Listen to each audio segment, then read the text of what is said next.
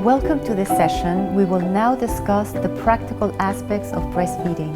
We will learn how the baby latches at the breast and a few of the breastfeeding positions that can make breastfeeding more enjoyable and efficient. Both of you and your baby, will learn what works for you as you go and the more you practice, but these few basics that are just suggestions might make a difference. It all begins at birth with that first skin-to-skin contact when you hold your baby in skin-to-skin for the first time. Skin-to-skin has many benefits. It will help your baby regulate its temperature, heartbeat and breathing, and you will be sharing with your baby the good bacteria that lives in your own skin, helping strengthen and build your baby's immune system. But most of all, it will help both of you release those feel-good hormones. We already spoke about oxytocin, which is the love hormone. By being in that close contact, in skin-to-skin contact, both of you will produce high levels of oxytocin, helping you establish that first connection and bond. And for you, skin-to-skin contact will stimulate the production of prolactin, which will help get breastfeeding off to a good start.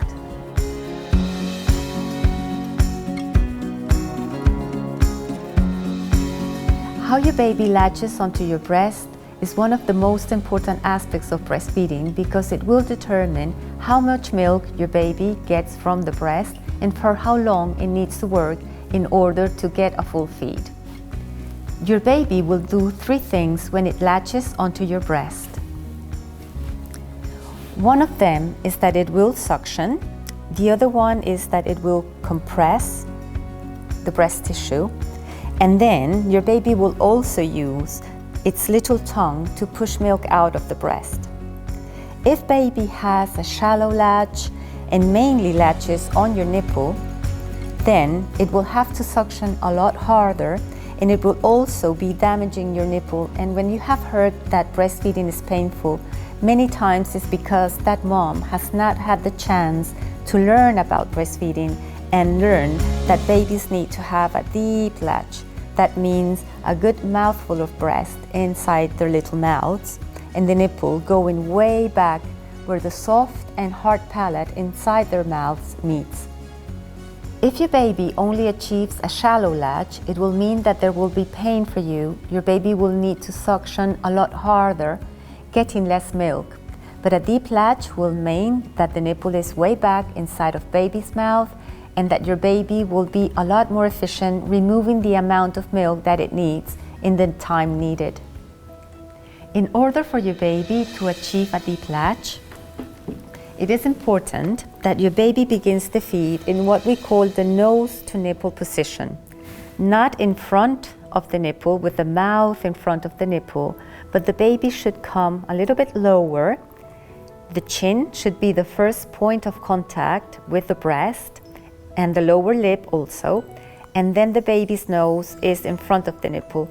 Once the baby opens wide, then you would bring your baby to the breast, and if you were able to see the breast from above, you will see that there is more areola visible over the top lip because the rest of the areola is very much inside baby's mouth. On the contrary, if your baby only has a shallow latch, then you would see that your baby is right in front of the nipple, that you can see the same amount of areola above and below baby's lips. And you may also notice that instead of seeing rounded cheeks, full rounded cheeks, your baby will be forming little dimples every time it suctions. So you will see the little dimples going in and out.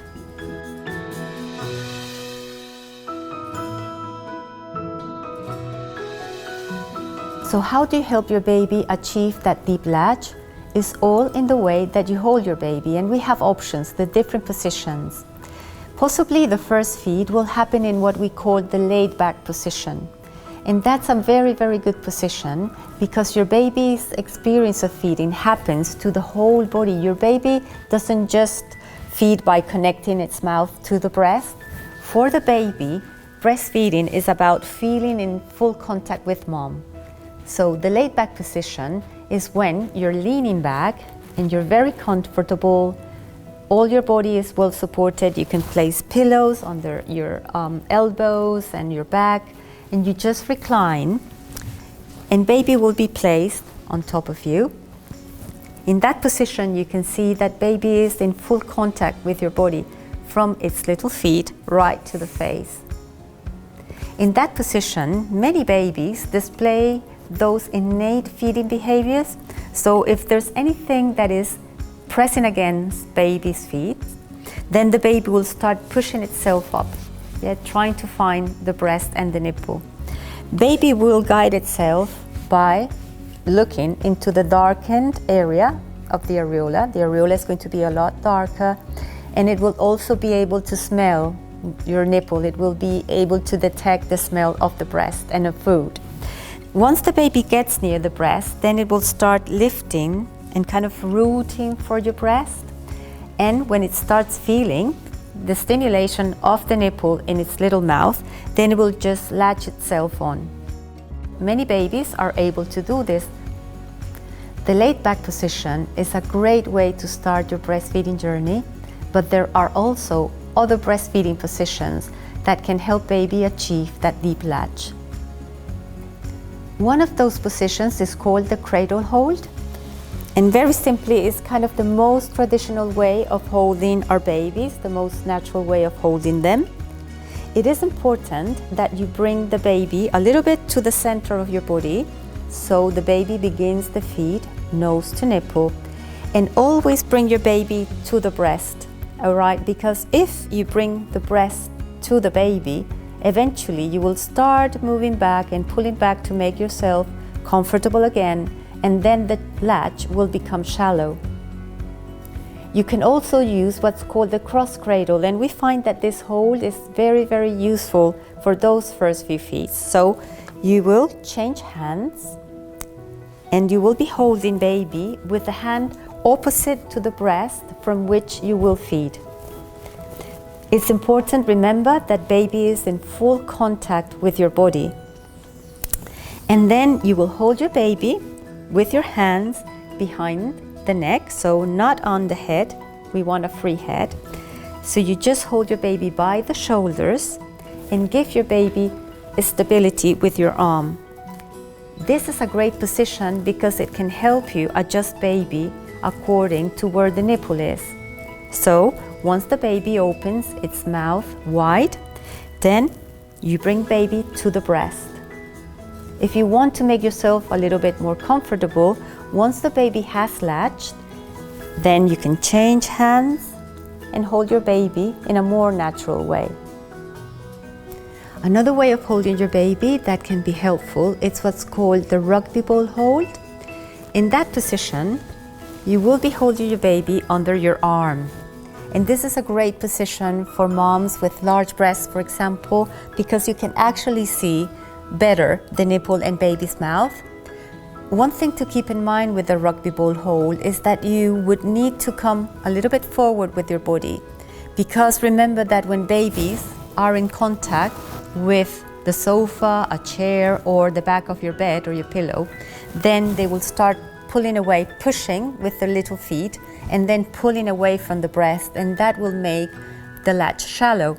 So you want to come, maybe put the pillows down in your lower back, come forward, bring your baby way back, and then once baby opens its little mouth very wide, then you bring baby to your breast.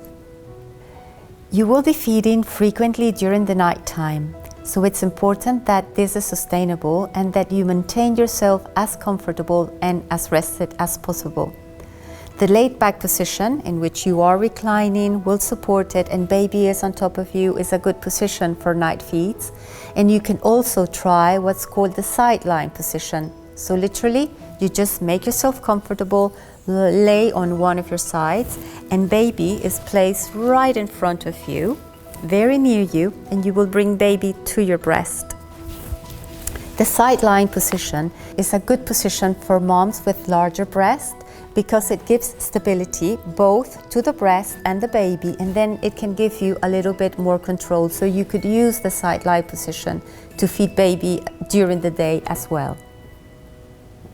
In terms of positioning your baby, there is an acronym that can help us remember what are the basics, and it's called CHIN. So in CHIN, C stands for holding baby very close to you, in full contact with your body. H stands for head. The head needs to be free to tilt back. Your babies do little movements when they're suckling. Sometimes you cannot even notice them, but they will be making little movements, and baby's head needs to be free to tilt back. Then I stands for in line, which means that baby's head and little spine must be in one line. If your baby needs to feed, with its face tilted to one side and the rest of the body facing up, for example, or the baby is very far away from you, it's going to be more difficult for baby to keep the breast inside the mouth. And N stands for that nose to nipple position, in which the baby has the chin on the breast and the nose is in front of the nipple.